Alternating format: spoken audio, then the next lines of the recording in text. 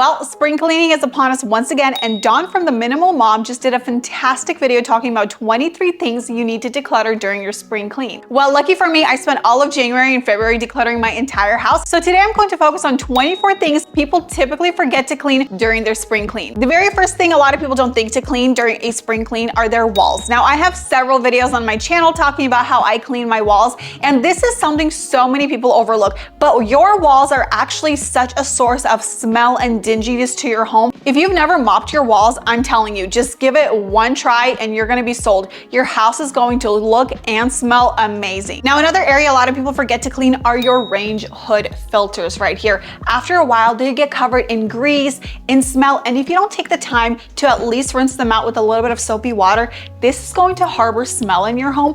And also, if it's caked up with grease, it's not able to work as efficiently as it needs to. We have not even been in this house for a total of 6 months, and you can already see the grease and the dirt built up in a short amount of time. Now, can you imagine if you actually never cleaned this thing? Yeah, let's get to that during our spring clean. Now, another area that is commonly overlooked are windowsills as well as door tracks. Most of the time, this is not something we even think about, or does it really affect our daily life? But I'm telling you, once you have clean windowsill and clean sliding door tracks, you're gonna start noticing those things. The best way that I found to do this is just to use a steam cleaner. This gets into every little nook and cranny. You don't have to worry about scrubbing, but the result speaks for itself. Okay, the next thing I honestly really hate doing, it's cleaning under appliances like the refrigerator, the dishwasher, the stove. Let me introduce you to my little friend over here. This tool, I have used it so many times. It literally, you don't even need to move the refrigerator. You don't need to move the oven. This will get underneath, behind, and on the sides of all of your appliances that are typically hard to reach. The amount of gunk that you're gonna pull out with this little thing is amazing. First of all, I use this dry, but then I go in a second time with it wet. So you're not only dusting underneath there, you're actually almost doing like a little mop under your appliances. This is such a handy tool. Do you ever think about the amount of times and the amount of people that touch your door handles, your knobs, your front door? Yeah, it's probably disgusting. So another very commonly overlooked area that not a lot of people think about are your door handles inside your home, but also outside of your home. Now, this is such a quick and easy thing to clean. You just need a wet rag, some spray solution, or an all-purpose cleaner, and you literally just run around your home, wipe down those doorknobs, the handles. I mean, bathroom door handles are pretty gross, but did you think about even like your front door entry, kitchen, your pantry doorknobs, your handles on your kitchen cabinets, if you have any? All of that needs to be wiped down at least during the springtime. Now, moving on to baseboards and trim. Now, this is something that I feel like guests notice first, especially when they go to your bathroom. Maybe it's just me, but when I'm sitting on the toilet, I tend to look down at the baseboard, and a lot of times a baseboard will tell you a lot about a home cleaning routine. Mine are never perfect, but at least in the springtime, taking a baseboard buddy tool or a mop or simply a cloth and just running around your home and quickly giving those baseboards a quick wipe. I love to use my Zep wall cleaner for this because I don't have to scrub. I spray that solution on and I take a wet cloth or the baseboard buddy or a mop head if I'm feeling like it, and then I will just run alongside the baseboards, and it does such a great job. All right, we talked about walls, but we didn't talk about doors. Now, doors are a little bit more tricky than walls because I feel like with the wall, you can use a flat mop, a cloth, it doesn't matter. With doors, they have more designs, more corners, more like intricate details. So same thing, I like to use my Zep wall cleaner for this, and then just using my hand and a wet washcloth, I will go down and I will wipe down the doors. Again, this makes such a difference. This reduces smell in your home. It makes your doors look brand spanking new, and it's just oh so satisfying. Now, we all want the air in our home to smell fresh and clean, but so often we don't think about where that air comes from or what it does to our vents. Now, I remember living in our rental and I looked up at our vent and it was like black and gray, and I honestly thought it was part of the vent. And then as soon as I got my little Swiffer out one day, I realized it was actually a thick layer of dust. Literally no fresh air was actually getting through to that room, or whatever was getting through was covered in dust. For this, it's super simple as well. Either use a flat mop with an extendable handle just so you can reach the air vents that are up higher on the ceiling, and with a damp mop, just apply pressure to the grooves of the vent and you're going to notice a huge difference. If you are an allergy sufferer, this is something you absolutely need to do. Now, we obviously change our sheets more than just during spring cleaning, but how often do we vacuum our mattresses? Yeah, I know it sounds kind of ridiculous to go ahead and vacuum your mattresses, but trust me on this.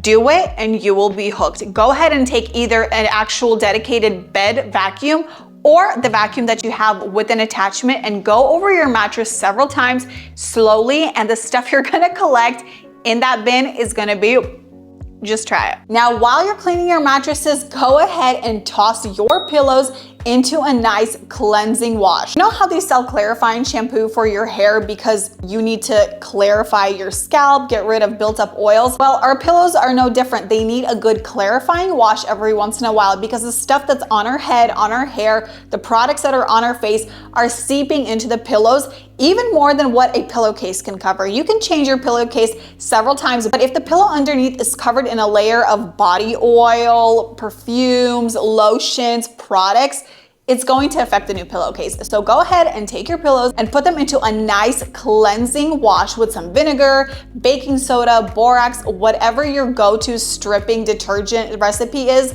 Go ahead and use that and give all of your pillows a nice spin in the cycle. They're gonna smell amazing. Obviously, we love all the products that help us stay clean, like showers, right? How often do we actually clean those things, like our shower heads? Spring cleaning is the time to get your shower heads clean. Number one, you don't want any kind of calcium buildup, but even worse than calcium buildup is any like gunk and nasty material that's around there. Best method that I found for really cleaning your shower heads, if you're not able to detach it and give it a good scrub, go ahead and take a Ziploc baggie full of vinegar, wrap it around the shower head, let it marinate in there, and then come back with a little spin scrubby brush like I like to do. It's gonna look amazing. And speaking of things that get us clean, our washing machines. Let's take some time to really do a really deep clean of our washing machines so they can continue to clean our clothes. You can buy fancy washing machine packets or you can make your own recipe. I'll link the recipe that I use to wash my washing machines down in my description if you're interested in following that and making sure that your washing machine stays clean. Our home doesn't use very many paper towels. Instead, we like to use rags.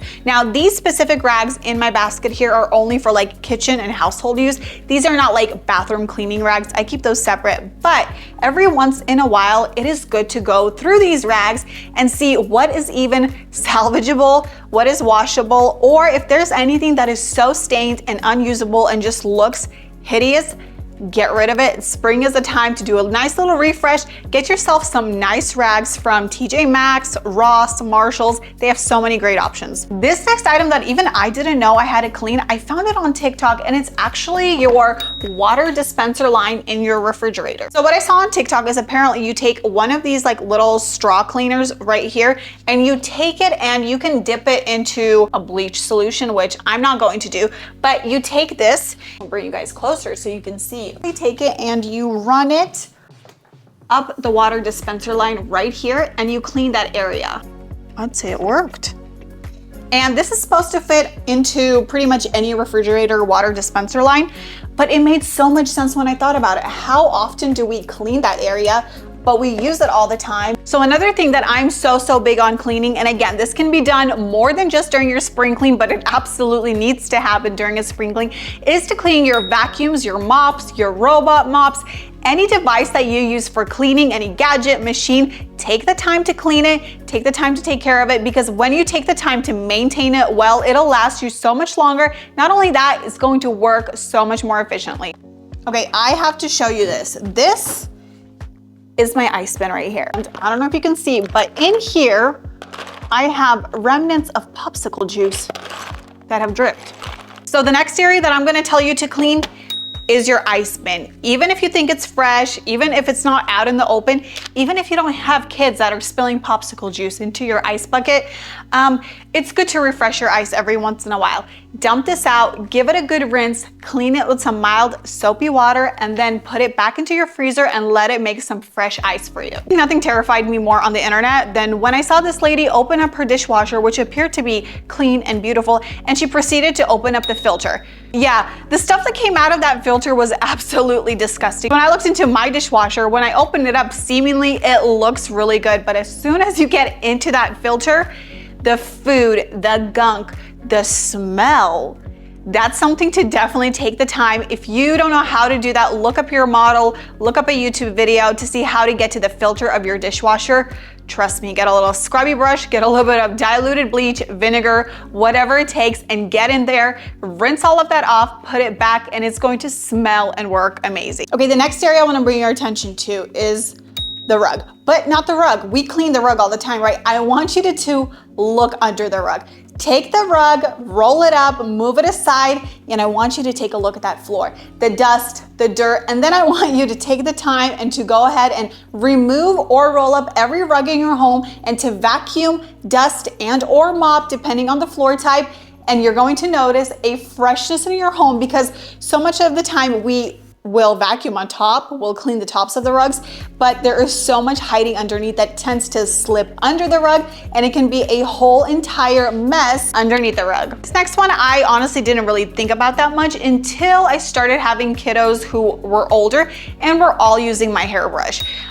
It's not just my hair getting built up in there. Now it's my daughter's hair, my son's hair, my husband's hair. They all want to use the same hairbrush. So we're gonna take the time and we're actually submerge that into some boiling water, let that sit, pull off any remaining hair that's on there. But then I know it's nice and disinfected, it's fresh, it's clean, and other people's scalp oil isn't on them. We like to drink a lot of tea in this home, and inevitably, no matter the filter, no matter how much water softener you have, your tea kettles are going to look like this after a while. So this is a time to go ahead and to just descale your tea kettles. The way that I like to do this is I just simply fill this up with some heated vinegar and I let this soak for a day. And what the vinegar is going to do is it's gonna help to break down all the calcification that's been gathered up on there. And then after the vinegar kind of sits there and softens up all of that buildup in there, you can take a brush or a sponge that kind of has a hard surface and go ahead and give the inside a really good scrub. It's going to, number one, improve the taste of your water, but two, it's also going to boil a lot more efficiently. I absolutely love my garbage disposal, but you know, after a while, no matter how much you rinse it, no matter the amount of lemon peels, orange peels you put down there,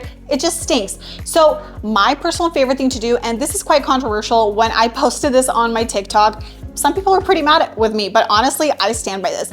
I take just once in a while, this is like every couple of months, I'll take one of these dishwashing tablets and I'll literally stick it into my garbage disposal. I'll run some hot water over it and I let it cycle in there. Once I see that the warm water has dissolved this little plastic packet right here, I go ahead and I just run the garbage disposal as normal. I let it spin through and then I just pour a ton of hot water down there, give it another spin. It works like a charm every single time. I know not a lot of people are into this and have some things to say. It works for me and I don't know, give it a try. Another area that a lot of people forget about are your shoe racks. So you put your dirty shoes on there, your muddy shoes, your dusty, your crusty, whatever. Your shoes go on there. And how often do we actually vacuum or clean out that area that we put our dirty shoes on? So this is the time, grab your vacuum out all of the dirt that's built on, sand from the beach trip 2 years ago, whatever it may be, vacuum it up. If anything needs a good wipe, just wipe it down and you're ready to go. This next trick went really viral on Instagram a few weeks ago. And so this woman took this can that looked like a can of whipping cream and she put it down her sink drain and she pressed down on it, and what it did is it pushed a bunch of cleaning foam down into the drain and out the sink overflow hole, and apparently this foam had a ton of dirt from the pipes on there. I was mind blown. I thought this was interesting. How often do we actually clean like our sink pipes? So this was a cool product. Go ahead and clean out your sink pipes. And the last thing I'm gonna tell you guys that a lot of people forget to clean on a regular basis, let alone on a spring clean, is their trash can. That's right, take your trash cans, specifically your kitchen trash cans, and give them a good hose down outside or in your bathtub. So much smell and dirt can linger in those trash cans, even if it looks like they're pretty clean and they don't have anything like spilled in them. As soon as you get those bad boys under some water with a little bit of dish soap, they are going to look and smell amazing. I hope this video is helpful to you to become a better home admin of your home. Be sure that you like, subscribe for more homemaking content, and I'll see you guys in my next one.